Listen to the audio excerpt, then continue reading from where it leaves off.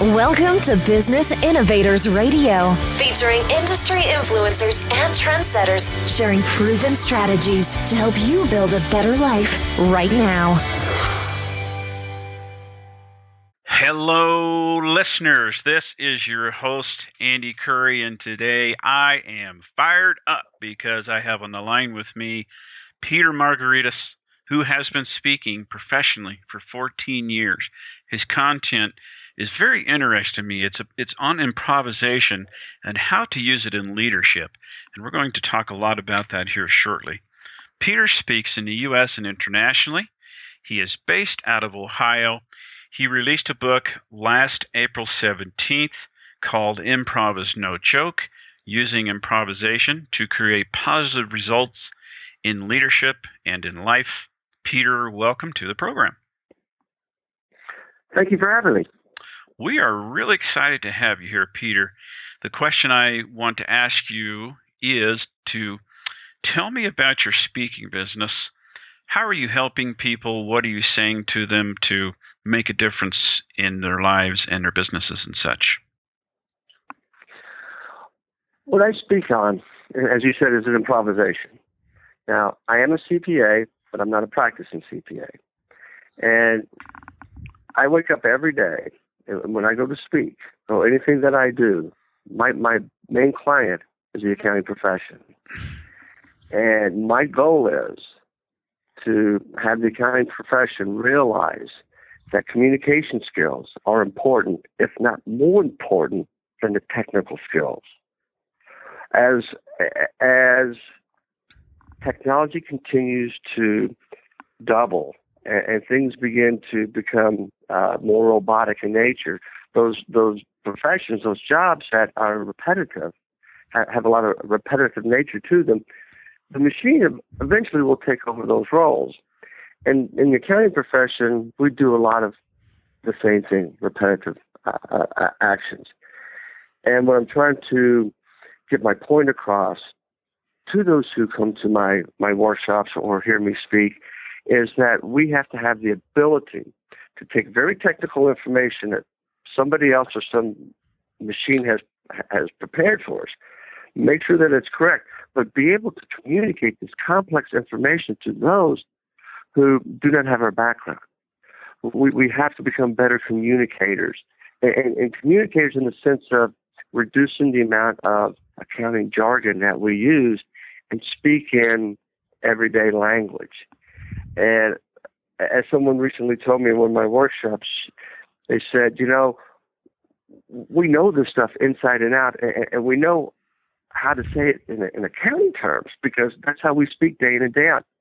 But it's really hard, it's really difficult to take that information and to put it in a way that to explain it to somebody who has no idea. That's our challenge, and that's where I'm trying to help. I'm trying to help accountants from public speaking, interacting with their clients, with their customers, inside of their organizations, networking, and developing business, and retaining business and creating new business opportunities. This took a long time for me to finally get the clarity around it because I have been speaking for 14 years, and it's been on a variety of topics over those 14 years. But over the last 5 to 6, I've been able really to get more laser focused on what my message is. And actually, that is my message on how can I help those who are very left-brain, technical-oriented to become better communicators with those who are on the right side of the brain. Okay, now, when you became more laser focused and you realized this is what you needed to go into, were you finding that accountants in general were losing clients because of their lack of communication and they needed that help, or how did that come about? I spent in my career, I did spend about 4 years with Price Waterhouse, and I've been in I've worked for a Fortune 500 company, Victoria's Secret catalog, and I went into education. And I took a brief stint and went back into public accounting. And through all of that, I'm the accidental accountant. And actually, a former employer called me an accidental accountant during the review when she told me, how in the heck did I ever become a CPA? Because CPAs can dig into the detail down, and they can find that penny. I can only get you to maybe finding $5. And she looked at me and she said, "You're an accidental accountant." And I said, "Thank you. I will make that my business one day and I'll trademark it," which I have done. But then I looked at her and said, "When you want to get something done within this organization, who do you turn to?" She said, "Well, I turn to you." And I asked her why. She said, "Well, because you're never at your desk." I said, "No, because I'm networking my way around this building in order to get things done more efficiently." And I just in working with CPAs and working in the profession, they've kept clients, but it's just they're not making that connection. A lot of times, I'll give you an example. Recently, I fired my financial planner because my financial planner was speaking very, very left-brained, very data-driven, very lack of a social filter, kind of like Sheldon Cooper from Big Bang Theory, and wasn't connecting with, and said a few things that I took offense to. And I've actually known this gentleman for a number of years, but wasn't making that connection. So he lost a client. And I know this happens a lot. And I'm just trying to raise that awareness of how do we communicate with others who aren't like us, and how do we make those connections, and how do we grow relationships. Because as I talk to the accounting profession, and this could go to the engineering profession, the architects, whomever, I look at accountants and I go, "What business are we in?" And they'll go, "Auditing." I go, "No, we're not in that business." They'll go, "Tax." "No, we're not in that business. We're in the people business." And I get their attention, and I go, if it wasn't for the people we have, would we have the clients? Would we have the organization? If it wasn't for the clients that we have, would we have our business? So we're really in the people business. We provide a wonderful service, but people are first, and we need to make that number one in our minds. And how do we deal with people? Let me ask you this. I would imagine if I was listening to your speech and you're saying, in effect, you need to not dumb down what you're saying to people, but use jargon that they will understand. And so, in other words, you're explaining it to the simple level so that your client goes, "Oh, okay, I get it," so that there's a good communication. To me, I would think an accountant, CPA hearing that may think, but if I sound simple to someone, I may lose them because they won't think I know what I'm talking about. Do you ever get that? Not so much. Getting them to that point, I think by getting it, I'll use this. When an accountant uses the word depreciation to somebody who is not in the profession, typically the first thing they think of is depreciation. Oh, that's the value that I lose in my car when I drive it off the new car lot. And the accountant is going, no, that's a systematic allocation of an asset over time.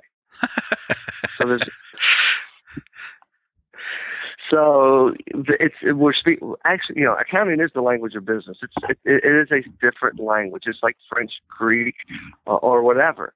So the ability to, like you said, we're not dumbing it down. We're just presenting it in a way that they have a better understanding. They can make that connection.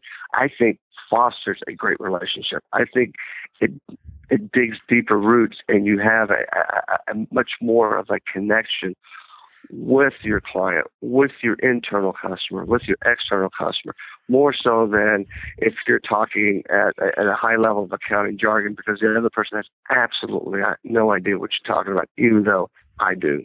Mm-hmm. Okay. Now, when you started speaking on this, did that take root pretty quick, or did it take the industry to kind of come around and go, I think he's right?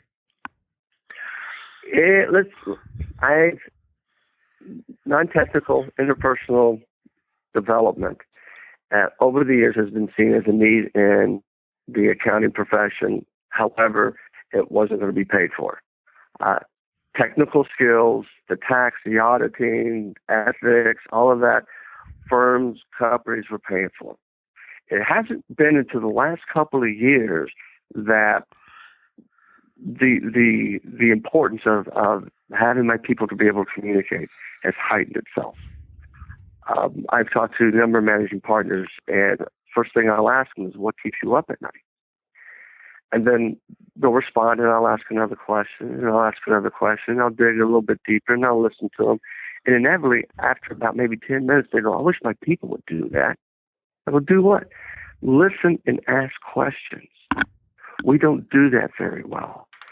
And this need for it has really, I've seen in my business, has really doubled over the last 18 to 24 months, where I used to, and I still do a little bit, teach technical accounting, but that's not my love, that's not the passion. That actually helped pay the bills during the recession. But now, 95% of what I do is based around my book, based around communication. I was in Des Moines, Iowa, and for 2 days delivering a course on how to explain, interpret, and present financial information to those who are not financially astute or to those who are non-accountants. And I had a group of CPAs in the room who I said, I want to speak to you like you're a salesperson who really may not have an idea of what a balance sheet is. And this is some ideas on how to go about it. And I saw both days of the evaluations, and on the scale of 1 to 5, they were about a 4.7. Interesting. They loved it. They got it. They see the need for it. Now it's just, will they go out and apply it?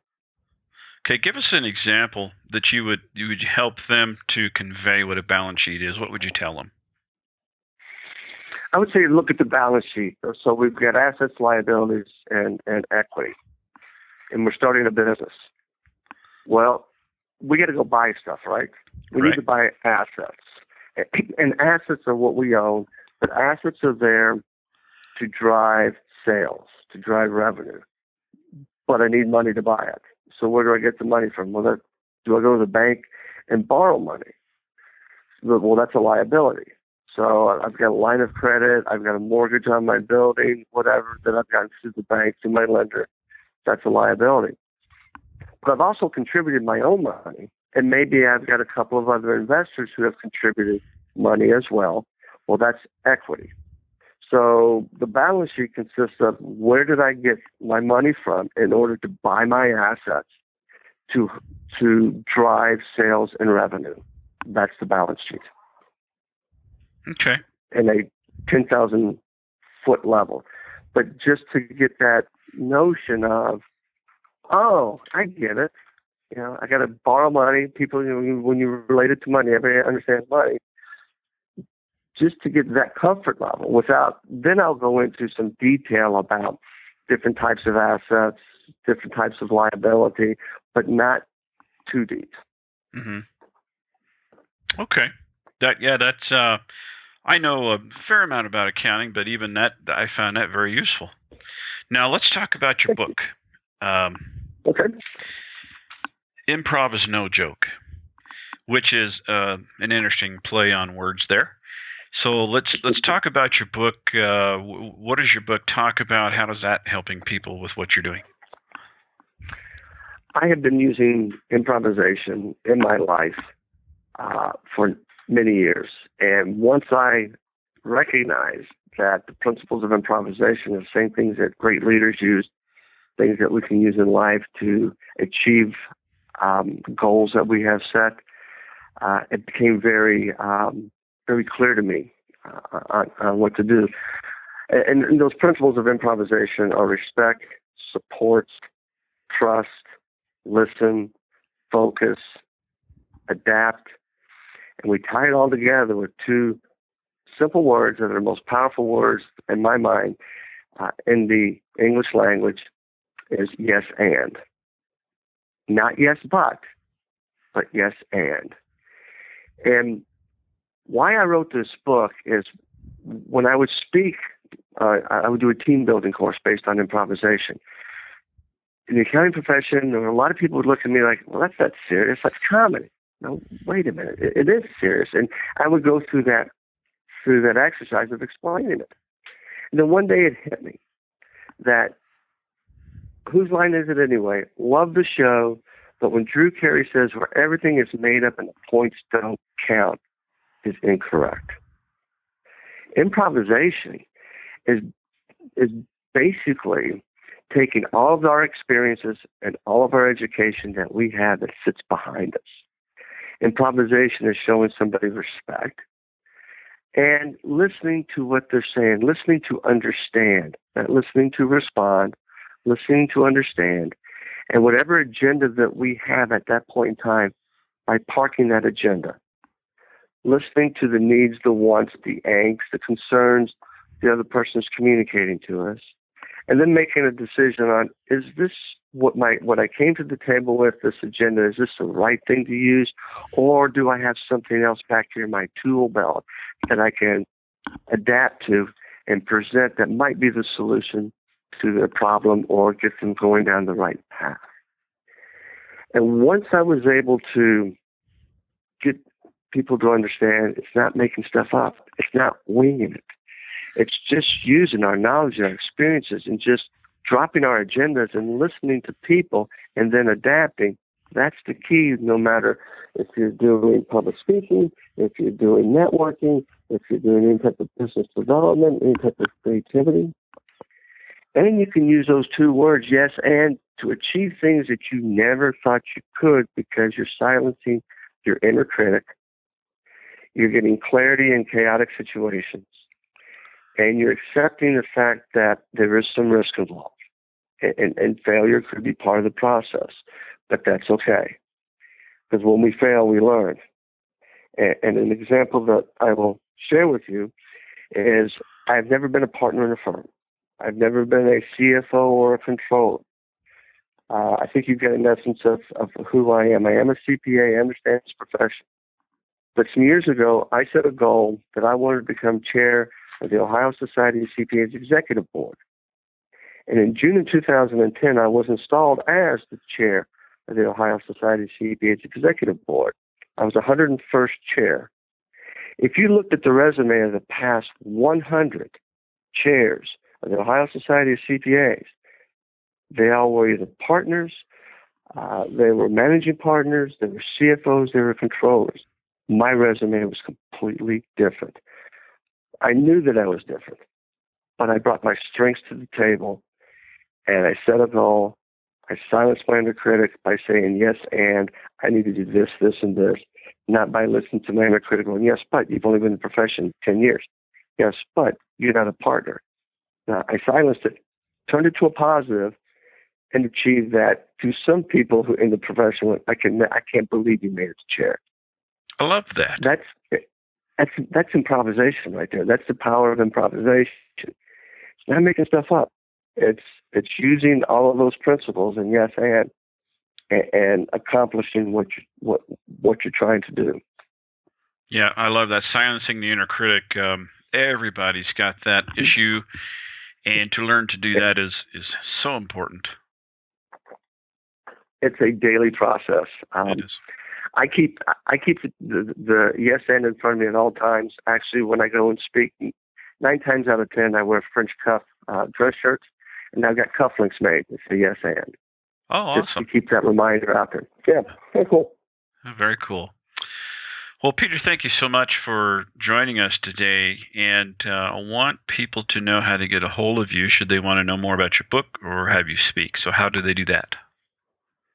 They can find me on the internet. My website is www.theaccidentalaccountant.com or www.improvisnojoke.com.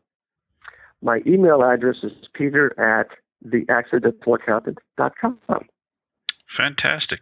Well, Peter, thank you so much for pulling back the curtain, giving us a peek into what you're doing. It was fantastic information. It really appears that you've found a great niche for yourself, and I can tell that you're making a difference. Thank you for having me. I really enjoyed our conversation. Thanks for listening to Business Innovators Radio. To hear all episodes featuring leading industry influencers and trendsetters, visit us online at businessinnovatorsradio.com today.